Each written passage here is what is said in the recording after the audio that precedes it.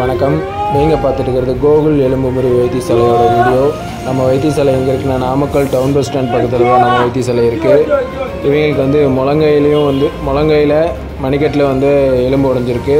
அதுக்கான வீடியோ தான் நம்ம இப்போ போட்டிருக்கோம். பாருங்கள். வணக்கம்.